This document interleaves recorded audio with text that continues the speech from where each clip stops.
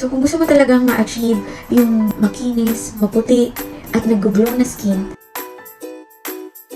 Hi Sunflowers! I am Tin and I am a medical practitioner since 2014. Bata pa lang talaga ako, hilig ko na sa skincare. So certified skincare holic.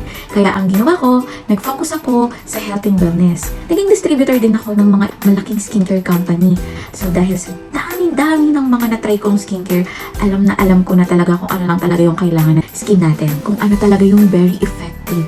So kung gusto mo talagang ma-achieve yung makinis, maputi, at nag-glow na skin, ito talaga yung marirecommend ko sa'yo. Niacinamide Premium Soap.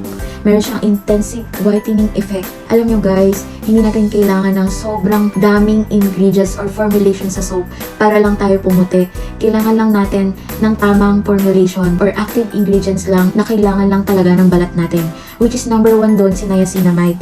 Si niacinamide ay kailangan ng skin natin dahil tinutulungan niya ito ma-recover from a harmful effect ng stress or ng sun damaging. Para siya sa mga uneven skin tone, large pores. Aside from that, meron siyang alpha-arbutin. Si alpha-arbutin tumutulong para ma-reduce ang melasma sa ating skin. Tinatanggal niya yung mga pigmented, yung mga skin discoloration. Kojic acid, of course, alam naman natin lahat. It's very popular. Alam natin na nakakaputi talaga siya, nakakalighten ng skin.